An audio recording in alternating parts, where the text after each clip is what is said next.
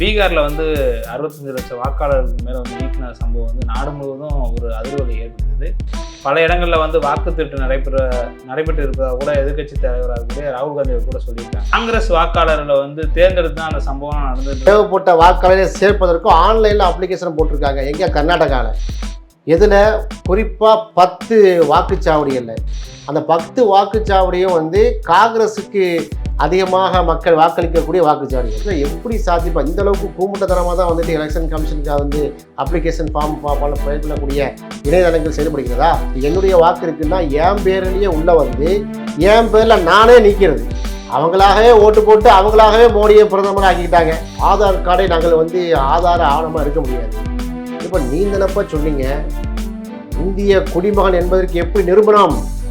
Aadhaar card தான். பிஜேபிக்கு எதிராக வாக்களிப்பார்கள் தெளிவாக தெரிஞ்ச காரணத்தினால சற்றப்ப 18 தொகுதிக்கு மேலே சொல்கிறாங்க. தொடர்ச்சியாக சொல்லிக்கிட்டு இருக்கோம் இவிஎம் மிஷினே ஒரு டுபாங்கூரு. ஜப்பானுடைய பிரதமர் அவர் சொல்கிறார் இது எலெக்ஷனாக இதை பயன்படுத்தலாமான்ற அளவுக்கு கேட்குறாங்க. நீங்கள் பட்டன் நக்கிறீங்க, சின்னம் காமிக்குது, உழக்கூடிய பேப்பரை கையில் தாங்க கேட்குறாங்க. இப்போ வந்து அதையெல்லாம் தாண்டி இவிஎம் மிஷின் முறைகளெல்லாம் தாண்டி ஓட்டையே திருடிருக்காங்க. அரவிந்த் கெஜ்ரிவால் இந்த இவிஎம் மிஷினை வைத்து இந்த பாருங்க போட்டு காட்டினாரு. அரவிந்த் கெஜ்ரிவால் உள்ளதுக்கு வச்சாச்சு.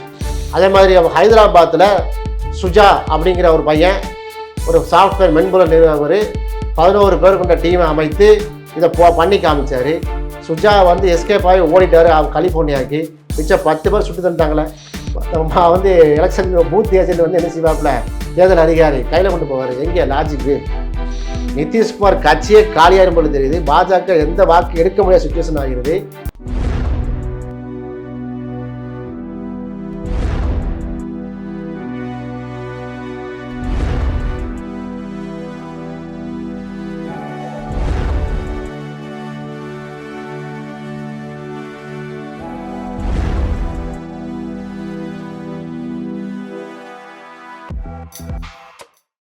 சாகிப் டால்ஸ் பார்வையாளருக்கு வணக்கம். இந்த நேர்காணலில் நாம் சந்திக்க இருக்கும் சிறப்பு விருந்தினர் வழக்கறிஞர் காயல் அகமது சாஹிப் அவர்.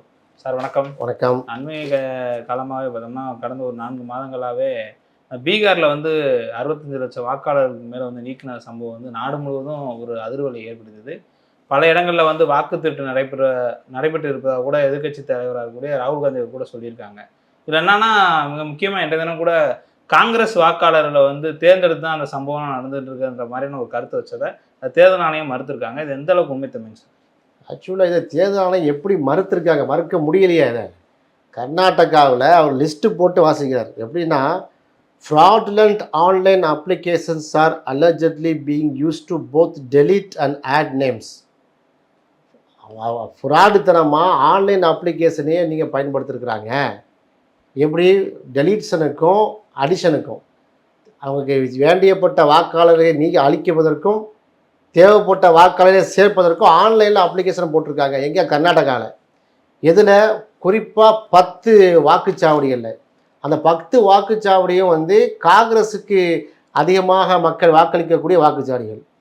சூரியகாந்த் அப்படிங்கிற ஒரு தனிப்பட்ட நபர் பெயரில் சற்றப்ப 12 வாக்கு செலுத்தியிருக்கிறாங்க. அதுக்கான அப்ளிகேஷன்ஸ் ஃபைல் பண்ணியிருக்காங்க சூரியகாந்த் அப்படிங்கிற பேரில். எல்லாம் வந்து கான்ஃபிடென்ஸ்னால டேட்டாவை எடுத்து போட்டில் சொல்கிறாரு. மைக்ரோ ஸ்ட்ராட்டஜி பண்ணியில் சொல்கிறாரு. எப்படி மறுக்க முடியும்? ஞானேஷ்குமார் அவர்கள் தலைமை தேர்தல் அதிகாரி அவர்கள் இதற்கு விளக்கம் அளிக்க வேண்டும். அவர் போகிற போக்கில் சொல்லலை. Some applications deletions allegedly used phone numbers from outside the state. வெளி மாநிலங்களில் இருக்கக்கூடியவருடைய மொபைல் எண்ணை பயன்படுத்தி என்ன பண்ணியிருக்காங்க? அழிச்சிருக்கிறாங்க.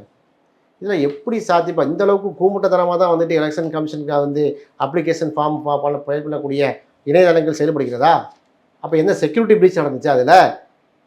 அது மட்டும் இல்லாமல் கால் சென்டரை வைத்து சாஃப்ட்வேரை பயன்படுத்தி எல்லாத்தையும் நீக்கியிருக்காங்க. பக்காவாக ஒரு ஐடி ரூம் மாதிரி போட்டு வார் ரூம் மாதிரி போட்டு கால் சென்டரை பயன்படுத்தி ஃபோன் பண்ணி சம்மந்தப்பட்ட ஆட்களுக்கே ஃபோன் பண்ணி அவங்க மூலமாகவே டெலீட் பண்ணுற மாதிரி பண்ணியிருக்கிறாங்க. 34 நிமிஷத்தில் 2 விண்ணப்பங்களை பதிவு செய்கிறாங்க.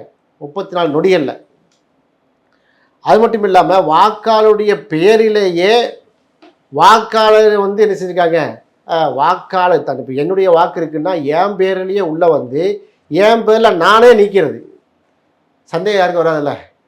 யாருப்பா நிற்கிறான்? நீ தான் நிற்கிறான். எப்போ நிற்கிறான்? நீ தானப்பா நிற்கிருக்க, அந்த டேட்டில் நிற்கிருக்க. அப்போ நம்முடைய மொபைல் ஃபோனையே ஹேக் பண்ணி அப்படி பண்ணியிருக்காங்க.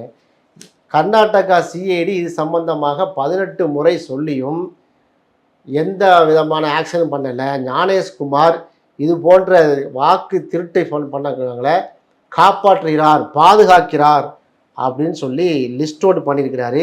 ஞானேஷ்குமார் வந்து ஒற்றை வாரத்தில் இதெல்லாம் வந்து கிடையாது, அப்படிலாம் வந்துட்டு இல்லை, நாங்கள் டிரான்ஸ்பரண்ட்டாக இருக்கிறோம், இந்த மாதிரியான இதுக்கெல்லாம் நாங்கள் பதில் சொல்ல முடியாதுன்னு கடந்து செல்கிறார்.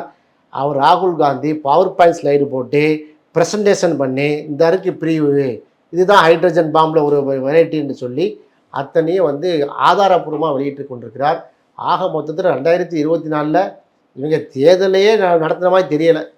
அவங்களாகவே ஓட்டு போட்டு அவங்களாகவே மோடியை பிரதமர் ஆக்கிக்கிட்டாங்க. அப்போ பிரதமர் மோடி வந்து ஓட் சோர் பிரதமர், வாக்கு திருட்டின் மூலமாக வந்த பிரதமர், இவிஎம் திருட்டின் மூலமாக வந்த பிரதமர்னு நம்ம சொல்லிகிட்டே இருக்கிறோம். அதுக்கு ப்ரூஃப் இப்போ தான் செஞ்சிருக்கு. உள்ளங்கை நெல்லிக்கடை போல வந்துட்டு ராகுல் காந்தி வெளியிட்டிருக்கிறார்.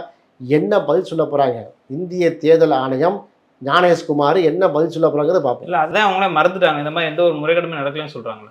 கோர்ட்டுக்கு போயிட்டுல, கோர்ட்டில் போயிட்டு இன்றைக்கி 65 லட்சம் பேரை எப்படி நீக்கினீங்கன்னு சொல்லி பீகார் மேட்டரில் பேசும்போது சண்டை போடுறாங்க. ஆதார் கார்டை நாங்கள் வந்து ஆதார ஆவணமாக எடுக்க முடியாது. இப்போ நீ தானப்பா சொன்னீங்க இந்திய குடிமகன் என்பதற்கு எப்படி நிரூபணம்? ஆதார் கார்டு தான். வாஷிங் பவுடர் நிர்மா மாதிரி வந்து நின்றார் யார்? ஒரு பிள்ளை வந்து ஆடிட்டு நிற்க தெரியுமா? அது மாதிரி மோடி எங்கே இந்த ஆதார் கார்டு விளம்பரத்தில் இந்த கொரோனாவுக்கு சர்டிஃபிகேட் கொடுத்தாங்க தெரியுமா? கொரோனாவுக்கு வந்து நான் ஊசி போட்டேன், இன்ஜெக்ஷன் போட்டேன்னு சர்டிஃபிகேட் கொடுத்தாலும் COVID-19 சர்டிஃபிகேட், அதுலேயும் பிரதமர் மோடி நிற்பார் பற்றியில் அதே மாதிரி ஆதார் கார்டுலேயும் நின்றுட்டார் பிரதமர் மோடி. அப்படிப்பட்ட ஆதார் கார்டு அல்லவா? இந்த ஆதார் கார்டை தான் ரேஷன் கார்டில் என, பாஸ்போர்ட்டில் இணைச்சிக்க, உங்கள் வீட்டில் கேஸ் சிலிண்டர் வேணுமா அதில் இணைத்துக்கொள், எல்லா இலவழியும் பாஸ்புக்கு எல்லாத்துலையும் ஆதார் கார்டு இணைத்துக்கள், டீ குடிக்கிறத தவிர மற்ற எல்லாத்தையும் இணைச்சிக்க அப்படின்னு சொல்லி இப்போ பேன் கார்டுலேருந்து எல்லா கார்டுலையும் இணைச்சிக்க சொல்லிட்டு இப்போ ஆதார் கார்டே டுபாங்குருட்டாப்ல. இப்போ என்ன நம்புறது? அப்போ அத்தகைய ஆதார் கார்டை நாங்கள் ஆவணமாக பயன்படுத்த முடியாது. அப்போ இந்த தரப்பு காங்கிரஸ் தரப்பு கேட்குறாங்க, representation of people act section 23 படி 23 படி ஆதார் கார்டு ஆதார ஆவணமாக இல்லையா சொல்லியா? பெரிய சண்டையாயிட்டு நீதியரசர் என்ன பண்ணார்? ஆஹா கந்த் அவரை நேற்று என்ன செஞ்சாருன்னா, அக்டோபர் மாதம் 7ஆம் தேதிக்கு தள்ளி வச்சிருப்பா, ஆதார் கார்டு பிரச்சனைக்காக பேச வந்திருக்கிறோம், ஆதார் கார்டு ஆதார ஆவணமாக இல்லையாண்டி ஓட்டு சட்டை பற்றி பேசுங்கப்பா, அவங்க சொன்ன இந்த டேட்டாவை மறுங்க பார்ப்போம் அப்படின்னு சொல்லி இறுதி விசாரணைக்காக வேண்டி வரக்கூடிய அக்டோபர் மாதம் 7ஆம் தேதி என்ன செஞ்சிருக்கோம் சுப்ரீம் கோர்ட்டில் இந்த வழக்கு விசாரணை வந்து நிறுத்தி வைக்கப்பட்டிருக்கிறது. பீகாரில் இவங்க பண்ணது குறிவைத்து தாக்கியிருக்கிறார்கள். குறிப்பாக தலித் இஸ்லாமியர் கிறிஸ்தவர் வாக்கு வங்கியை அடிச்சிருக்காங்க. ஏன்னா அவங்க வந்து பிஜேபிக்கு ஓட்டு போட மாட்டாங்க. குறிப்பாக யாதவ சமூகத்தை வந்து அப்படி குறிவைத்து தாக்கியிருக்காங்க. யாதவ சமூகம் லல்லு பிரசாத் யாதவுக்கு தான், தேஜஸ்வி யாதவுக்கு தான் வந்து என்ன செய்யும் நிற்பாங்களே தவிர நிதிஷ்குமாருக்கு நிற்க மாட்டாங்கன்னு தெல்ல தெளிவாக தெரிந்த பிறகு, பிஜேபிக்கு எதிராக வாக்களிப்பாங்கன்னு தெல்ல தெளிவாக தெரிஞ்ச காரணத்தினால சற்றப்ப 18 தொகுதிக்கு மேலே சொல்கிறாங்க, 18 தொகுதிக்கு மேலே குறிவைத்து தாக்கப்பட்டிருக்கார்கள் யாதவர்கள் என்று சொல்லிடுறாங்க. இது எல்லாம் டாக்குமெண்ட்டாக சுப்ரீம் கோர்ட்டில் பதிவு பண்ணியிருக்காங்க. எலெக்ஷன் கமிஷன் அதுக்கும் பதில் சொல்லவில்லை. இன்னைக்கு இப்போ வெளியிட்டிருக்காரு, இதுக்கும் பதில் சொன்ன மாதிரி தெரியலை. இந்த இவ்வளோ பேட்டு சொல்கிறா பாருங்கள், சூரியகாந்துங்கிற பேரில் 12 வாக்கு, கர்நாடகாவில் 10 வாக்குச்சாவடியில் வந்துக்கிட்டு டூப்ளிகேட் வாக்கு எடுத்திருக்காங்க, வெளி மாநில செல்ஃபோன்லேருந்து நீங்கள் அழிச்சிருக்கிறாங்க, கால் சென்டரை வைத்து சாஃப்ட்வேரை பயன்படுத்தி அழிச்சிருக்கிறாங்க, 34 செகண்டில் 2 விண்ணப்பங்களை எப்படி சேர்த்தீங்கன்னு கேட்குறாங்க, வாக்குரிமை பெற்ற வாக்காளர்கள் பேரிலிருந்தே நீக்கியிருக்கிறார்கள். கர்நாடகா சிஐடி 18 முறை வச்சிருச்சிருக்காரு. இதையெல்லாம் சட்டை செய்யாமல் ஞானேஷ்குமார் இந்த திருட்டு பசங்களை பாதுகாக்கிறான்னு சொல்கிறாங்களே, இதுக்கு என்ன பதில்? இது வரைக்கும் பதில் இல்லையே.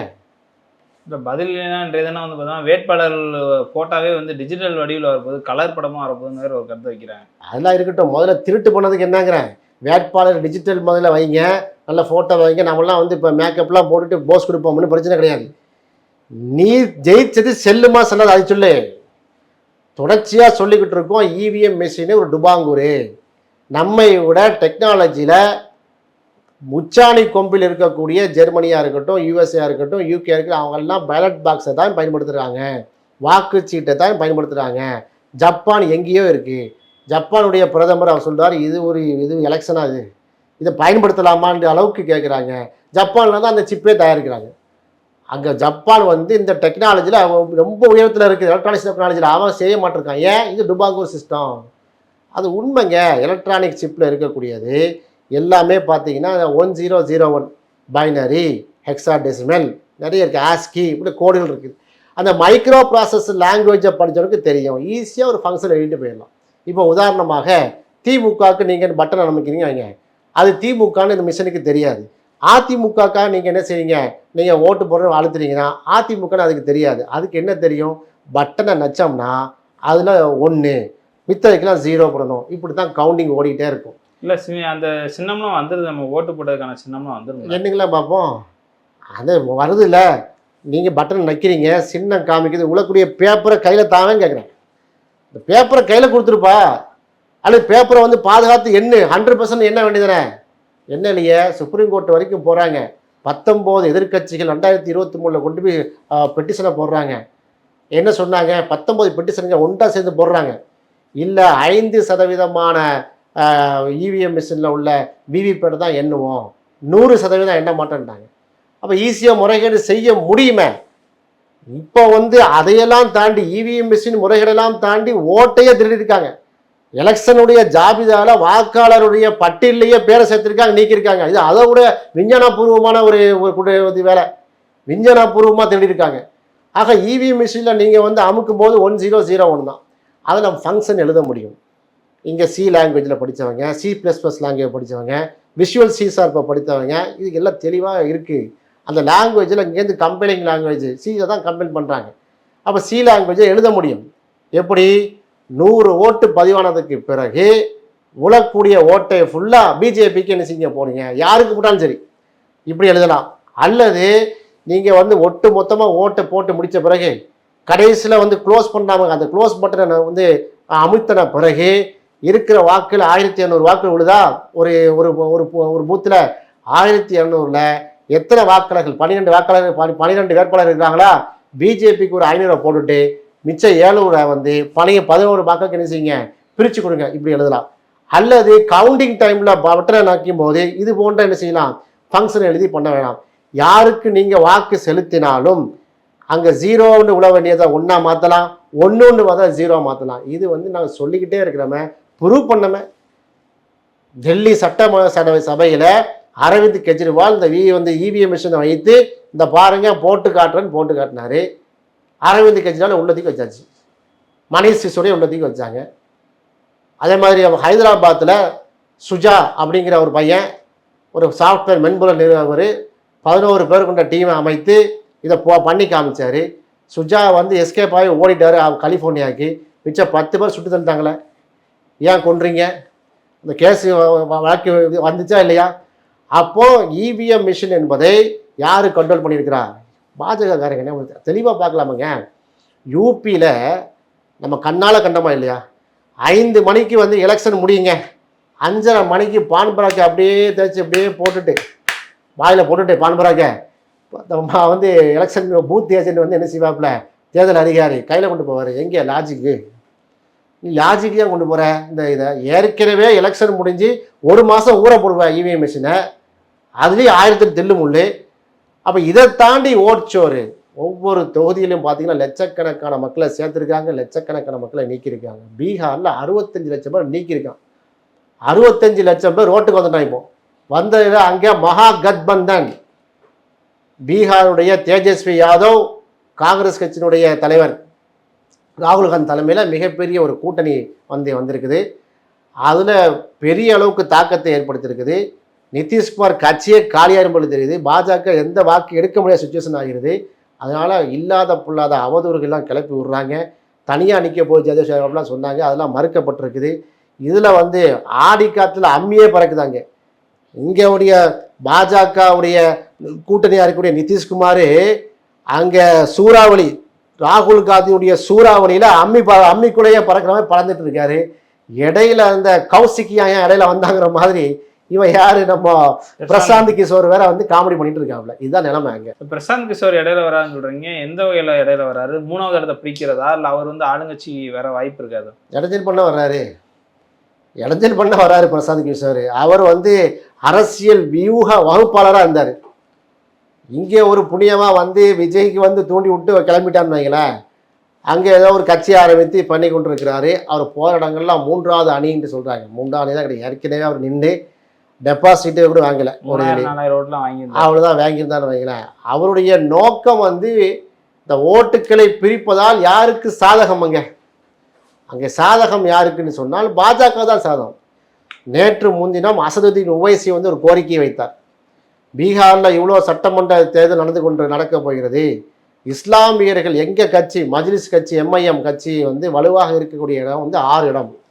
அந்த 6 இடத்துல நாங்கள் வந்து போட்டி போடுகிறோம், நீங்கள் என்ன கூட்டணியில் சேருங்க அப்படின்ட்டு பப்ளிக்காக 3வது முறையாக வந்து என்ன செஞ்சுருக்கிறாரு தேஜஸ்வி யாதவுக்கும் ராகுல் காந்தி கடிதம் எழுதியிருக்கிறார். இந்த பாருங்கள், உங்களால் என் கட்சி கெட்ட பேராக இருக்குது, நாங்கள் உங்கள் கூட்டணியில் வருவேன்னு சொல்கிறோம், நீங்கள் என்ன சேருங்க, எங்களை நீங்கள் சேர்க்கலைன்னா தனியாக நிற்க வேண்டியிருக்கும், என் கட்சி நிற்க வேண்டியிருக்கும், அப்போ நீங்கள் ஓட்டை பிரிச்சுட்டா கூரையை பிடிச்சுன்னு சொல்லக்கூடாது என்ற அளவுக்கு நேற்று ஒரு விஷயம் சொல்லியிருக்காரு. இப்படி சொல்லியிருக்கலாம் அவர். இப்போ அவருடைய கோரிக்கை பரிசீலனை இருக்குது. சரி, இஸ்லாமியர்களுக்கு வந்து செல்வாக்கிட்ட இருக்கா மஜ்லிஸ் இத்திஹாதுல் முஸ்லிமின் கட்சிக்கு அசதுதீன் உவைசி கட்சிக்குங்கிறத பரிசீலனை செய்கிறாங்க. அவர் சேர்த்துக்கொள்வதும் அந்த கூட்டணி கட்சி தலைவரும் முடிவு பண்ணுவார்கள். ஆனால் இவர் என்ன செய்கிறாரு, எல்லா தொகுதியிலும் பிரசாந்த் கிஷோர் எல்லா தொகுதியிலும் எனக்கு கட்டமைப்பு இருக்குது, நான் வந்து ஒரு 3வது அணியாக உருவெடுக்கிறேன்னு சொல்கிறது, அது என்னன்னு சொன்னால் அந்த பாஜகவுடைய எதிர்ப்பு வாக்குகளை காங்கிரஸுக்கு செல்லாமல் மடை மாற்றுவதாக அமைகிறது. அவர் இங்கேயும் திட்டுறாரு அங்கேயும் திட்டுறாரு, நான் தான் பியூருங்கிறாரு. சற்றப்ப திரு சீமான் மாதிரி அங்கே ஆகணும் அப்படிங்கிற மாதிரியான ஒரு கொள்கையில் அவர் நிற்கிறாரு. இது தமிழ்நாட்டுடைய இதில் வந்து இதெல்லாம் பார்த்துட்டோம். சீமானே நாங்கள் 15 வருஷமாக பார்த்துட்டோம். இந்த 2026 தாவேக்காவை விஜயை பார்க்க போகிறோம். அதான் நமக்கு இதெல்லாம் வந்து ரொம்ப ஈஸி. பீகார் மக்களுக்கு இது வந்து புதுசு, நமக்கு இது பழசு. ஆக பிரசாந்த் கிஷோருடைய ஜம்பம்லாம் அங்கே எடுபடாது. அங்கே வாக்கு திருட்டு நடந்திருக்கிறது. வாக்கு திருட்டுக்காக எதிராக காங்கிரஸும் ஆர்ஜேடியும் ராஷ்டிரிய ஜனதா தளமும் வந்து ரொம்ப அருமையாக வேலை செஞ்சுருக்கிறாங்க. மக்கள் அந்த கூட்டணி பக்கம் தான் நிற்கிறாங்க. இங்கே 2026 தமிழ்நாட்டில் எப்படி திமுக தலைமையில் அமைந்த மதச்சார்பற்ற முற்போக்கு கூட்டணி இந்தியா பிளாக் வந்து எந்த அளவுக்கு மகத்தான வெற்றி பெறத்துக்கு வாய்ப்பு இருக்கும், அதுபோல் பீகாருடைய சட்டமன்ற தேர்தலையும் பாஜக நிதிஷ்குமார் கட்சி படுதோல்வி அடையும், காங்கிரஸ் தலைமையில் அமைந்த தேஜஸ்வி யாதவ் காங்கிரஸ் கூட்டணி வந்து மகத்தான வெற்றி பெறும் என்பதுதான் வந்து தெளிவான ஒரு விடையாக இருக்கிறது. ஓகே சார், பீகார் தேர்தல் குறித்தும் ராகுல் காந்தி அவங்களுடைய கடுமையான விமர்சனம் கொடுத்து பல்வேறு கேள்விகள் அளிப்பிருக்கீங்க. மிக்க நன்றி சார். நன்றி.